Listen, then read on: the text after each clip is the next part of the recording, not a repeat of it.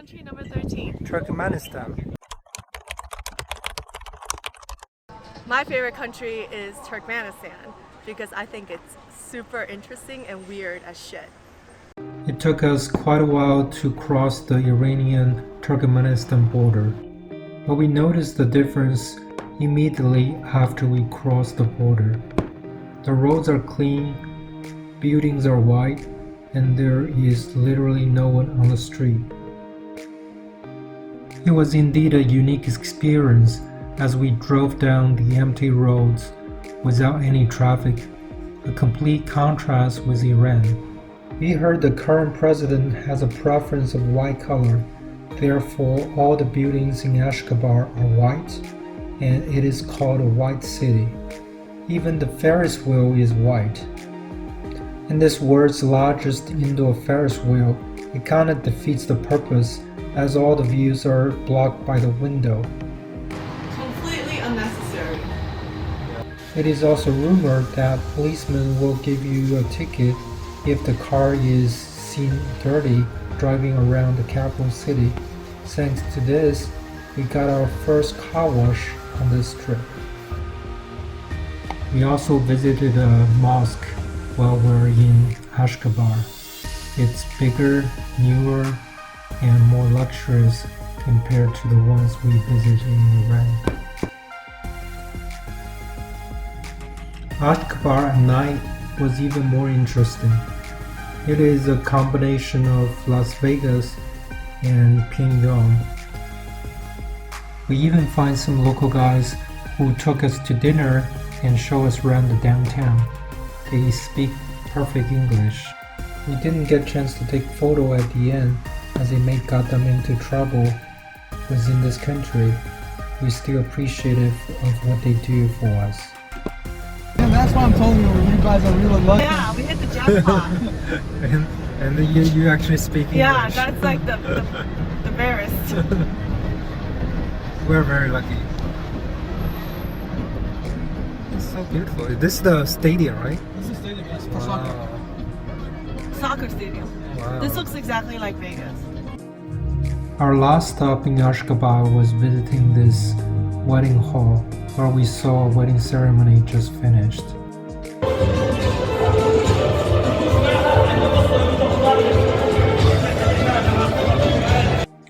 Leaving Ashgabat, our next stop is Gate of Hell. This is the whole reason to come to Turkmenistan.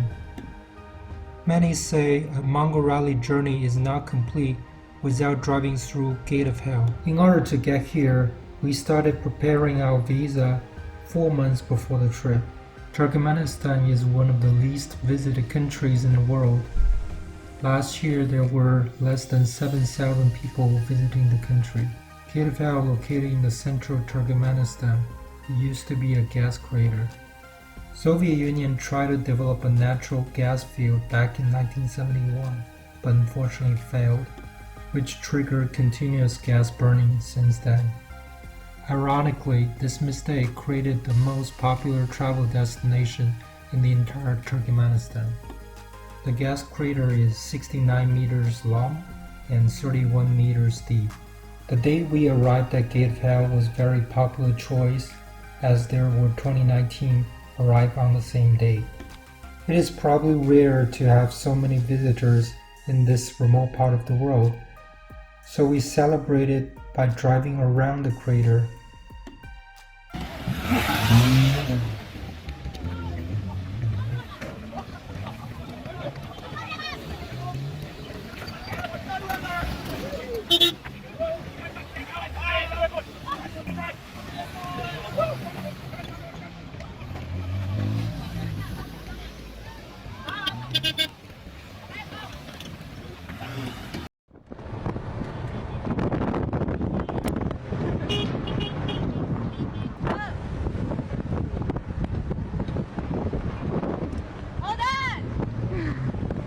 At night, the gas crater looks even more magnificent.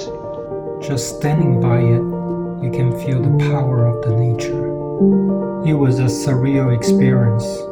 If you ask me whether it worth all the trouble to visit Gate of Hell, my answer will be Hell yes.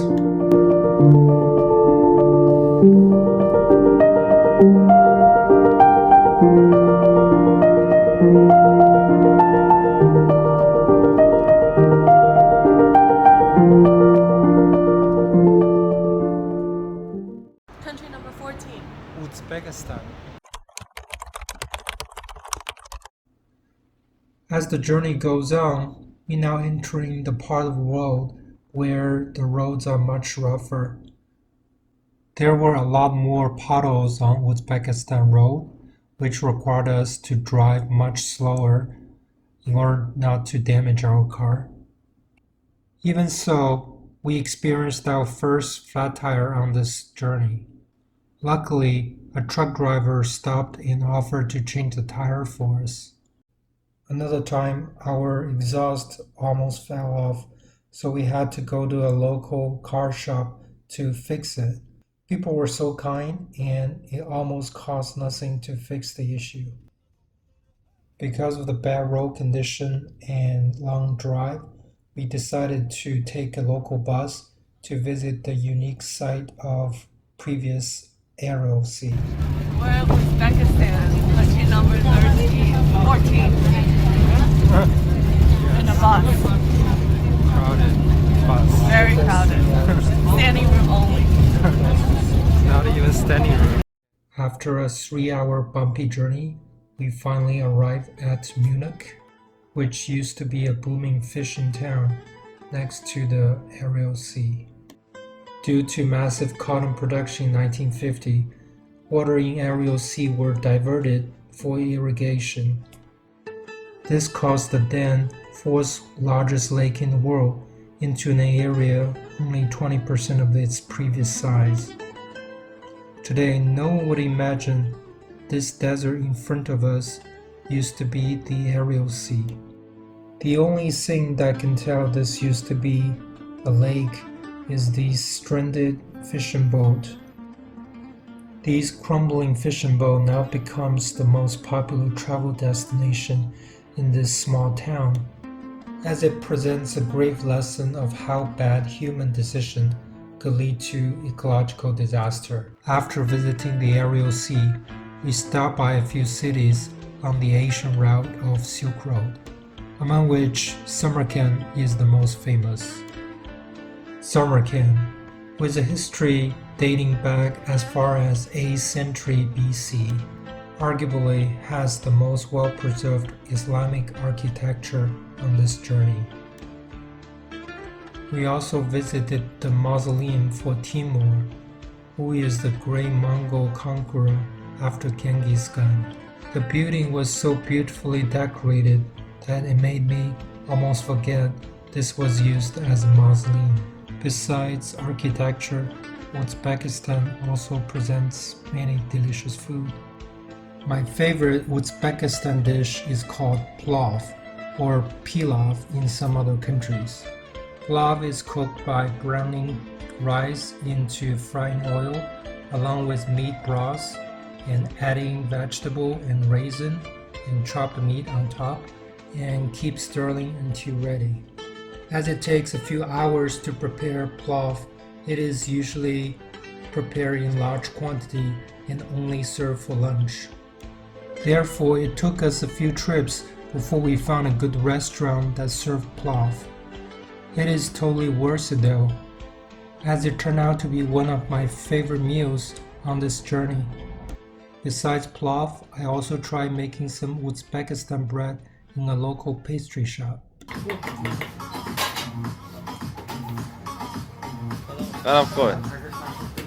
Oh, very good.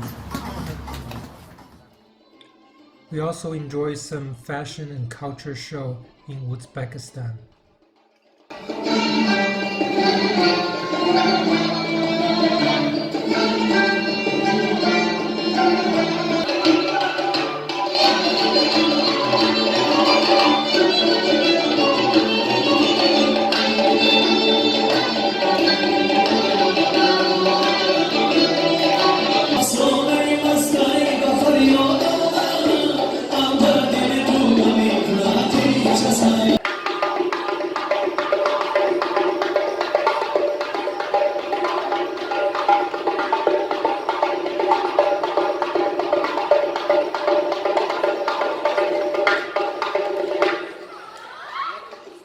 And finally, we went to Rajasthan at the heart of Samarkand, and unexpectedly got invited to watch a rehearsal of an international culture show that will take place in Samarkand.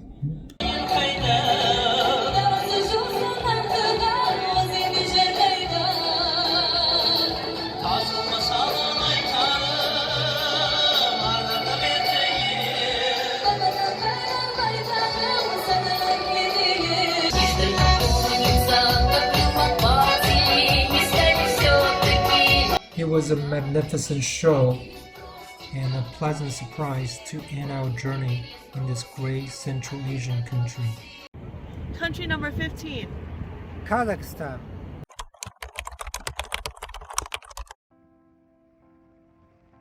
Our activity in Kazakhstan can be described in one word: driving. It literally took us 4-day non-stop driving to cross the country from south border to northeastern border with Russia. And the road condition was no better than Uzbekistan, with a lot of potholes. And the scenery was not worth mentioning either, as it was mostly flat terrain. Our only reward is waking up to the beautiful sunrise after camping overnight in the wild. However, the capital city of Nur-Sultan is a complete contrast to the rest of the country. It is as modern as any Western cities, with many unique architectures. Its Grand Mosque was also pretty modern.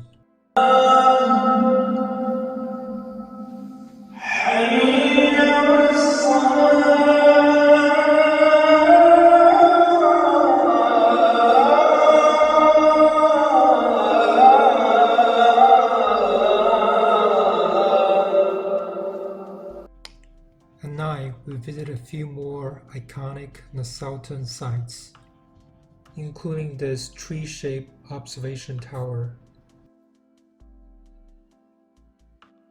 as well as Kain Shate, which is a shopping center in the shape of a tent. On the 5th floor of the building, it even has a man-made beach. What a luxury to go to beach when you are thousands away from the ocean. Anyway, we left Kazakhstan with a lot more to be explored. We shall come back. Country number 17. Russia. Sorry about the confusion here, but Russia can be counted as either 16th or 17th country, as we entered it twice. You see, there's no direct route from Kazakhstan to Mongolia, and one has to go through either Russia or China. For us, Russia was a better choice due to less strict vehicle requirement. Plus, it was a very scenic drive. This segment of the road is called Trusky Tract. As a matter of fact, it was included by National Geographic as one of the most wonderful scenic drives in the world.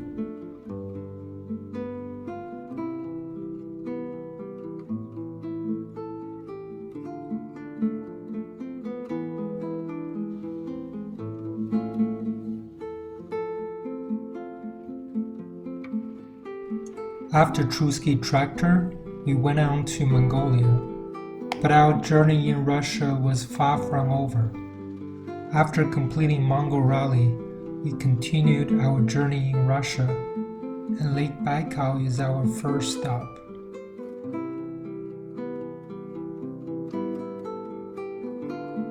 Lake Baikal is the world's largest freshwater lake by volume.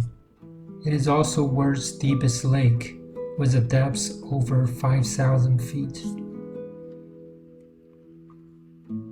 We specifically choose the east side of the lake, which is less touristy. We didn't really do much in those 2 days, mostly just enjoy the view.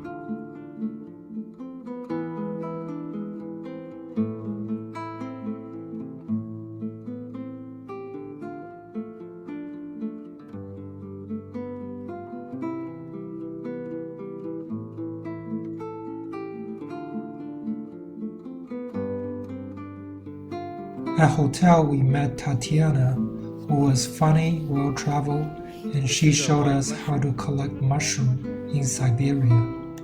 We spent some good time together. We clicked so well that she invited us to meet her again in Moscow in a few days. After Lake Baikal, we then flew 6 hours west toward Moscow. We spent the next few days to explore the European part of Russia. Moscow is quite different from the rest of Russia. It's truly a metropolitan, just like any Western city. Our schedule in Moscow was so cramped because there were so many things to do here. The video can only offer you a glimpse. This is a sky tram we took over the Moscow River after visiting the Moscow University. We then went to see a model showing the Moscow city layout. It's quite amazing.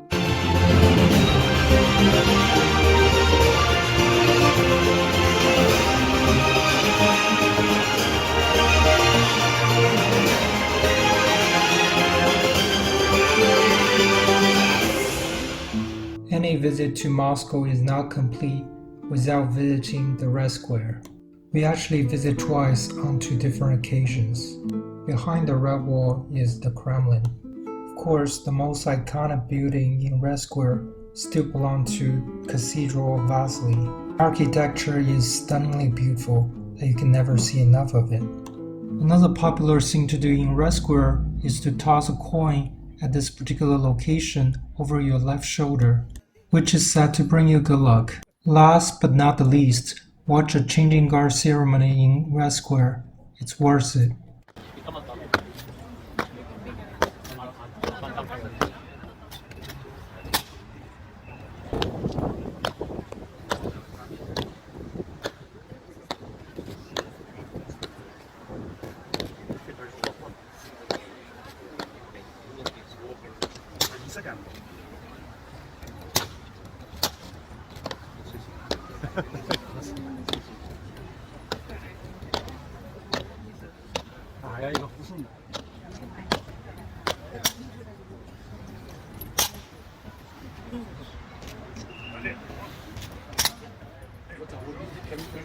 Like mentioned earlier, our new friend Tatiana took us to an underground club in Moscow where all attendees were over the age of 30.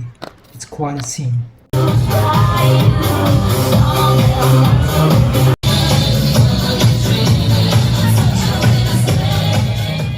We end our Moscow visit with a wonderful culture show.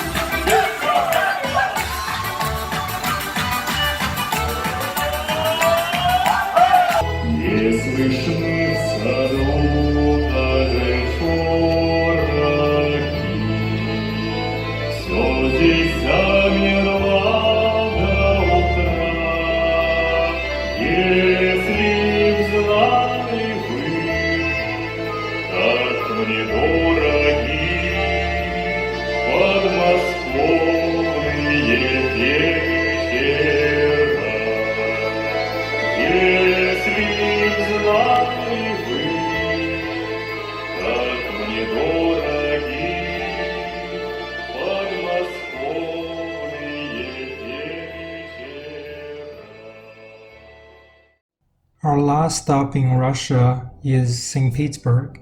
We came to St. Petersburg mainly for the Winter Palace. Winter Palace houses one of the world's best art collection, on par with Louvre and Metropolitan Museum. We spent the entire day there, but we were just scratching the surface. There were just so much to see.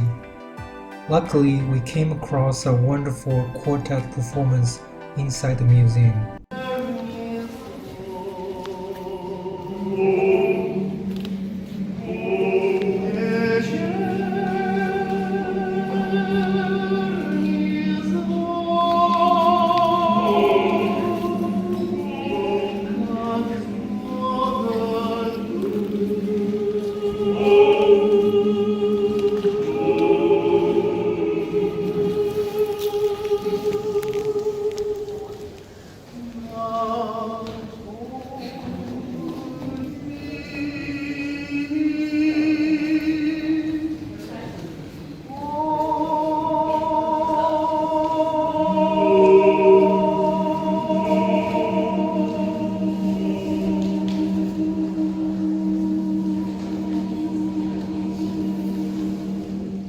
Besides Winter Palace, we did a couple interesting things in St. Petersburg, such as Museum of Shadow. It basically used objects in different shape to create image in the form of shadow. Artworks, I want to show you how the light can change the meaning of the artwork. We also took a cooking class, where we were taught how to make classic Russian borscht soup. We made a beet-based vegetable soup topped with sour cream. It was delicious. And then we took another class to learn how to paint nesting dolls, which has become a symbol of Russian culture. It seems easy, but we knew it was not easy after we finished. And also an interesting coffee shop where they sketch on the cup while waiting for the coffee. That's all for Russia. Now let's go back to Mongolia. Country number 17. Mongolia.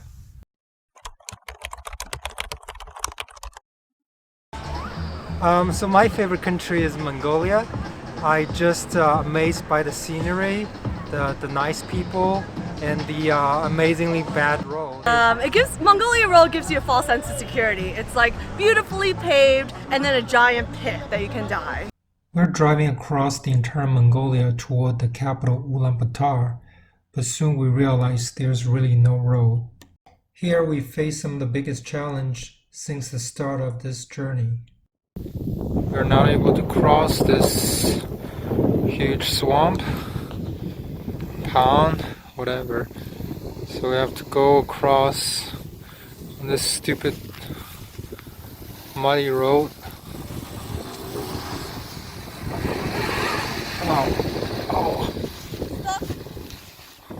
Our car is stuck in this sand. Jenny's trying to jack the car up so that we can remove the carpet we put under and try to see if we can get this out of this place where there's no one ever come across.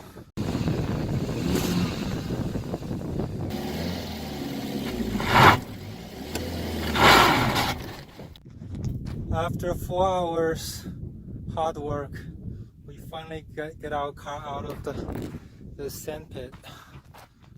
And then we were also crossing 4 rivers in that same day.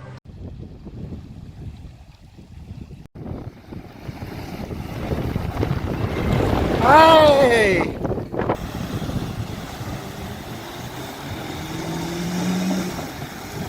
Oh.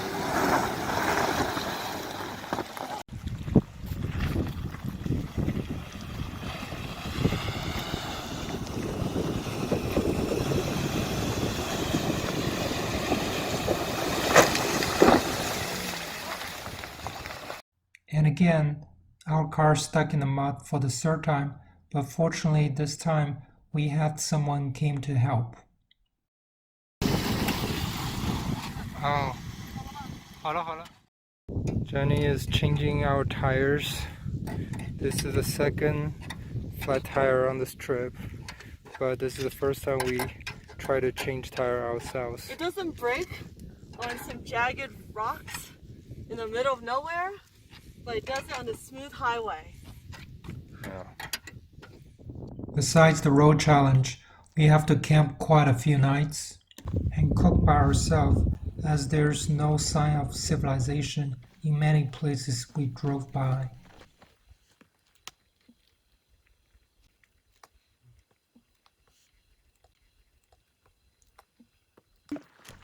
I have to admit it's quite challenging to cook in the wild, but it's worth it to have dinner against the sunset. Plus we had wines. Of course, Mongolia is not only about travel challenges. It also offers a rare opportunity to experience its rich culture and history. We visited a number of Buddhism temples in Mongolia.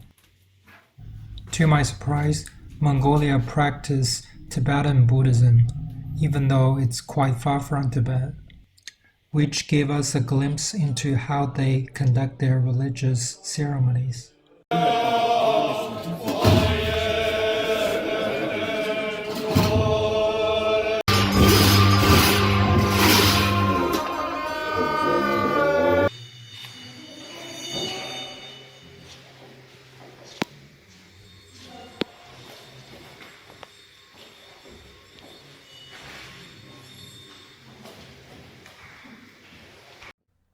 Eagle is another cultural heritage of Mongolia, especially in the western region.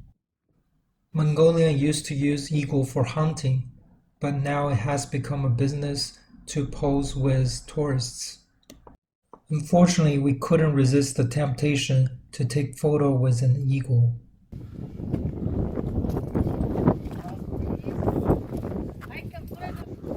Okay. How old is this eagle? How many years? 1 year. 1 year. Oh. After knowing the eagle was so young, we regretted that we taking photo with it. Especially we know they have to do this multiple times a day. I hope their owner treat them well. Horse riding is another tradition in Mongolia. You have to try it if you travel there. Riding a horse in a vast grassland is quite an experience.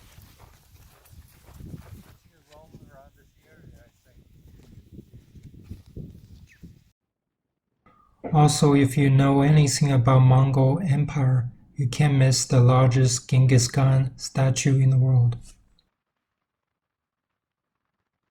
We spent more than a week driving through Mongolia, but it's totally worth it. Stunning scenery, friendly people, not to mention we saw more animals than human beings along the route. This is the ultimate road trip.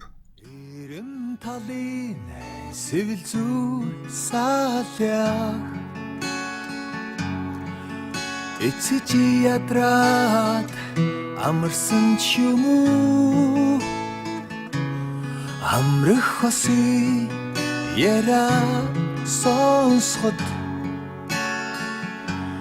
амьсгаа дараа чагансан ч юм уу Улаанбаатарын үдээс намуухан учирлын болцон залуус ярухан Улаанбаатарын үдээс намуухан учирлын болцон залуус ярухан We made it! We're at the finish line of the Mongol rally, and I got to drive the last leg of the journey. And there's our car. It's been an amazing journey. So now that you've finished the Mongol rally, how would you describe it to someone who's never heard of it in either 1 or 2 words or 1 sentence?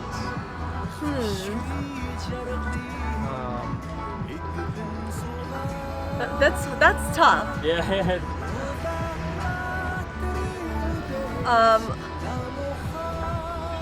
I would say don't do it. Don't do it. I think it's a journey of my lifetime. Amazing.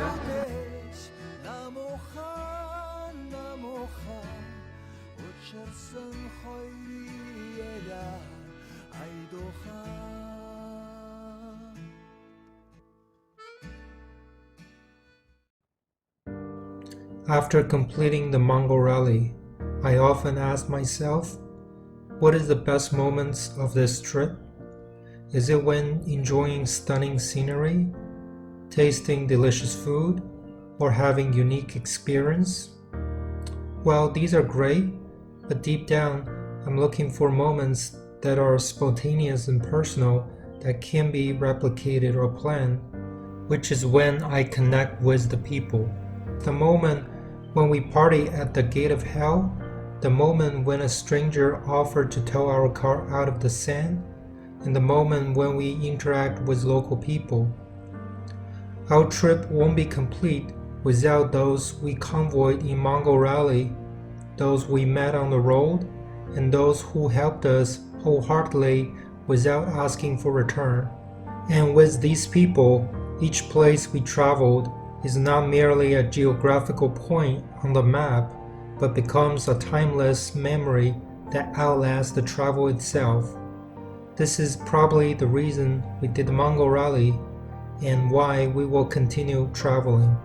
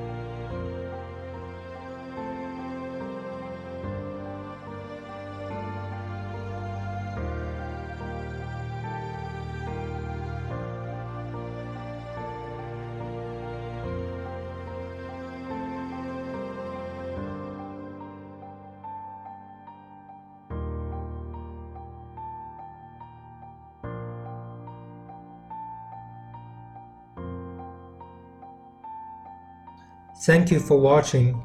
Right now it's not the best time to travel. Please stay healthy, stay strong, and we shall travel again soon.